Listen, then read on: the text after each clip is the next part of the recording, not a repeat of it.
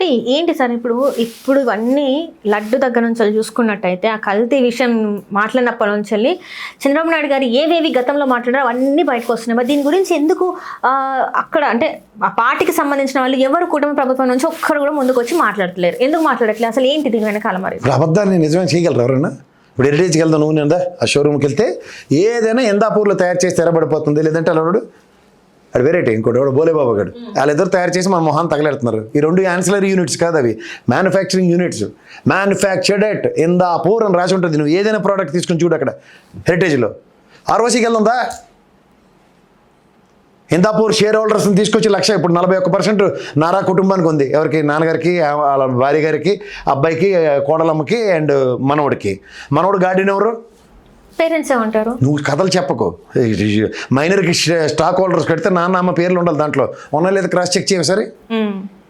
Next Indapur నుంచి అన్నేవో ఆమె ఆయన ఇంటి పేరు ఉంది. వాళ్ళు ఎంతమంది ఉన్నారు హెరిటేజ్లో? మిగిలిన 59%లో చూడమని ఒకసారి. ఇదేంటి పోకిరి సినిమాలో కాందానంతో ఉప్మా కట్టుకు వెళ్ళిపోయినట్టే మొత్తం అందరూ మీరే ఉంటారు లోపల. కానీ మీది 17వ number. Indapur is one of the manufacturing unit ఉన్న దగ్గర మీ మెమోరాండం ఆర్టికల్స్ నెక్స్ట్ డే మారిపోద్దా? కో మ్యానుఫ్యాక్చరింగ్ కంపెనీయా? మరి కో మ్యానుఫ్యాక్చరింగ్ కంపెనీని ముద్రించాలి కదా అన్నింటి మీద. నవ్వుతారు ఎవరన్నా? ఏంటంటారు మరి ఇప్పుడు? It's happening. 25 రూపాయలు 30 రూపాయలు కమిషన్ కేజీ మీద అలవాటు పడింది. అది యాన్సరీ బై ప్రోడక్ట్. అది పాలు తయారు చేసే ప్రక్రియలో వెన్న వస్తుంది. ఆ వెన్న నుంచి కరిగించి నెయ్యి, చీజు, వలకడు, వసిన పర్వతం తయారు చేసి హ్యాపీగా రూపాయి ఖర్చు లేకుండా అమ్ముకుంటారు.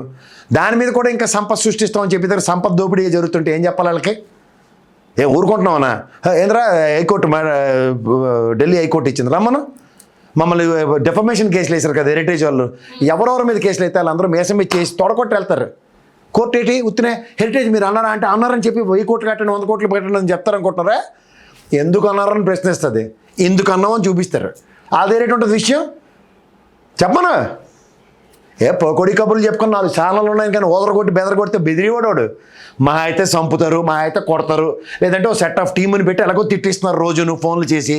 ఎవడ్రా భయపడేది మీకు? ఇవాళ సస్తే రేపు రెండో రోజు కేసులు పెడతారా? కట్టండి. కొడతారా? కొట్టండి. తెగించే ఉన్నాం అందరం.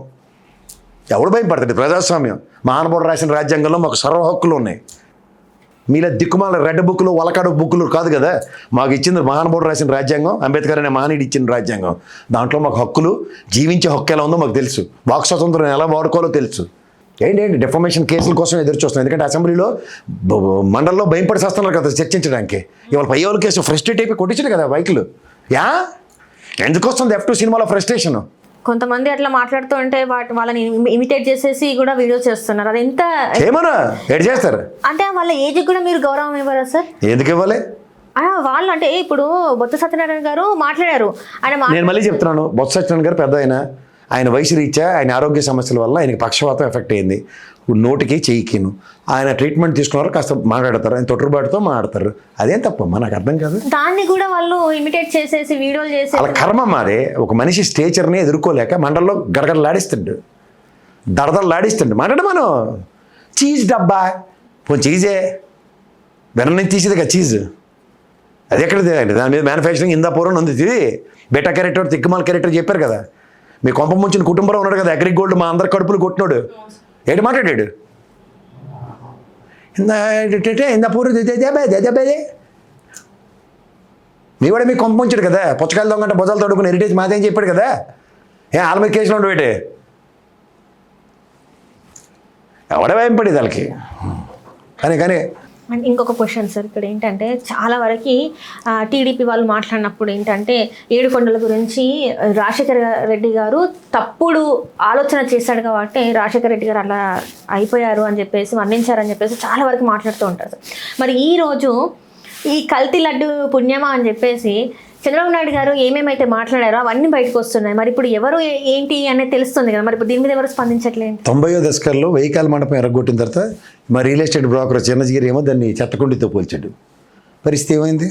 మా డాక్టర్ రావు గారు దొల్లగొట్టేస్తున్నారు కేసులు మీ కేసులు పెట్టి. దానితో నేను మసాజ్ సెంటర్ ఒకటి ఓపెన్ చేసాడు మావాడు మేధాశాఖ ఎక్కువైపోయి. ఇంకా వీళ్ళు కరెక్ట్ జెండా బ్యాచ్ గారు అందరూ ఒకసారి ప్రశ్నించండి. నేను మసాజ్ సెంటర్లో ఓపెన్ చేయడానికి నీకు అంత టైం ఎక్కడ దొరుకుతుంది? ప్రవచనాలు చెప్పాలి కదా అని. 3వ పాయింట్ అలిపిరిలో ఆయనకి ఏం జరిగిందండి? వెయ్యికాల మండపాల తర్వాత ఆయనకి చౌ తప్పిపోయింది ఆయనకి చంద్రబాబు గారికి.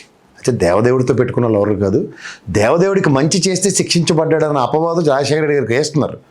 కానీ రాజశేఖర రెడ్డి గారు మరణం వెనకాతల ఓ దీనమైన కథ ఉందా లేదా అన్నది ఎవరు ఇప్పటిదాకా దాన్ని ఎస్టాబ్లిష్ చేయలేరు. It is an accident.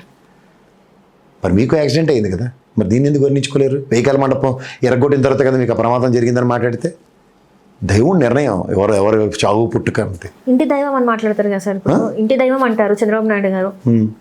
మరి ఇంటి దైవం అంటే మరి బూట్లు వేసుకునేందుకు శంకుస్థాపనలు ఇవన్నీ చేస్తున్నారు? ఇంటి దైవం అంటే దేవుడు ఎలా కొలవాలి? నన్ను కాపాడాడు నా కులదైవం, నా ఇంటి దైవం అన్నట్టు అప్పటి నుంచే కదా నాస్తికత్వం వీడారు. మరి ఈ రోజు మరి ఇంత దీనికి ఆన్సర్ చెప్పాలి కదా. దీనికి ఎవరు చెప్పాలి? నేనైతే చెప్పలేను. నేను చెప్పిన వాడికి పట్టించుకోదు. నాకు కావాల్సింది ఇప్పుడు హైకోర్టు సమన్లు ఇవ్వడమే అందరికీను. హైకోర్టు డిఫమేషన్ కేసుని యాక్సెప్ట్ చేయడమే కావాలి నాకు. అక్కడ గౌరవ న్యాయస్థానం కానీ చట్టం తన పని తను చేసి చూపిస్తుంది. అప్పుడు మలయాళం సినిమా ఎవరికి కనబడాలి, కనబడుద్ది. ఇవన్నీ కాదు, హెరిటేజ్ని కేరళలో బ్యాన్ చేశారు లేదు చెప్పమను, హెరిటేజ్కి ₹1,00,000 పెనాల్టీ వేశారు లేదా కనుక్కోమను. ఎన్ఎఫ్ఎస్ఎల్ తర్వాత నేషనల్ ఫుడ్ సేఫ్టీ అథారిటీస్ వాళ్ళు ఒక ఆడిట్ కండక్ట్ చేసిన దగ్గర సాల్టు, సోపు, చెత్త చెదరం అన్నీ కలిపింది హెరిటేజ్ పాలని క్రిస్టల్ క్లియర్గా ఉంది. ఆ రిపోర్ట్ కూడా నీకు పంపిస్తాను, చూసుకో. ఏముంది దీంట్లో? దీనికి సమాధానం చెప్పమని చూద్దాం. ఎంత పౌరులు బ్లాక్ లిస్ట్లో పెట్టిన తర్వాత మళ్ళీ ఇమీడియట్గా 3 నెలల స్పాన్లో లోపల తెచ్చింది మీరే కాదా? ఇవాళ ప్రభుత్వం రాగానే మళ్ళీ ఎగేసుకుని పొగేసుకుని మీరు లోపల తీసుకొచ్చారా లేదా? వీటికి సమాధానం చెప్పండి చాలు. సమాధానాలు వాళ్ళ దగ్గర లేవంటారా సార్? మరి ఉన్న చెప్పరు, మౌనముని వ్రతం పడతారు ఆయన. మనం చెప్పారు కదా అసెంబ్లీ వేదికగా, సైలెన్స్, కేడు చెప్పాకండి అని. అండ్ ఢిల్లీలో మీటింగ్ జరిగిన తర్వాత కూడా అక్కడ మాట్లాడితే దాని గురించి కూడా ఇప్పుడు ఏం మాట్లాడినా అని చెప్పేసి అన్నారు. దానికి ముందే చూసుకున్నట్టయితే నేను ఖచ్చితంగా దీని గురించి మాట్లాడితే పోరాడతా, అన్యాయం జరిగిపోయిందని చెప్పేసి అన్నారు. 2-3 రోజుల్లోనే ఆ తేడా ఏంటంటారు? ఇప్పుడు నీకు వెనకాల ఒక సామెత ఉంటుంది, అమ్మ పెట్టి 4 పెడితే కానీ గుర్రం సవారి ఎక్కదున్న సామెత ఉంటుంది తెలుసా? నీకు తెలియదా? చిన్నప్పుడు చెప్తూ ఉండేవారు. అలా అమ్మ రూపంలో అమిత్ షా గారు పెట్టవలసిన గడ్డి పెడితే నోరు మూసుకుని ఉన్నారు దెబ్బకి. అంతకన్నా ఇంకెట్లేదు. అందుకే అసెంబ్లీలో మండలంలో చర్చించమంటుంటారు. వాటి గురించి మాట్లాడదు అని నిర్ణయించుకున్నారు మొత్తానికైతే. మరి ఇప్పుడు ఇంత జరుగుతుంటే Pawan Kalyan, where is Pawan Kalyan? AP deputy CM Pawan Kalyan గారు ఎక్కడ ఉన్నారు? దొరుకుతాడు ఎక్కడో దగ్గర. పొద్దున్న ఫ్లైట్ వేసుకుని వెళ్తారు, అక్కడ బ్రేక్ఫాస్ట్ చేసి మళ్ళీ రాత్రికి వచ్చేస్తాడు ఆయన.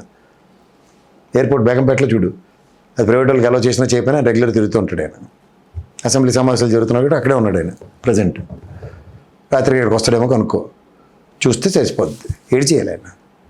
మాట్లాడలేదు సార్. అప్పుడు అలా జరిగిందన్న వెంటనే మొత్తం ప్రాయశ్చిత్త దీక్షలు, మాల వేసుకోవడం, మెట్లు కడగడం ఇవన్నీ చేశారు కదా. మరి ఈ రోజు మరి మాట్లాడాలి కదా. ఇప్పుడు మాట్లాడొద్దని చెప్పారు, అప్పుడు అవన్నీ చేయమని చెప్పారు, ఇప్పుడు అవన్నీ చేయొద్దని చెప్పారు.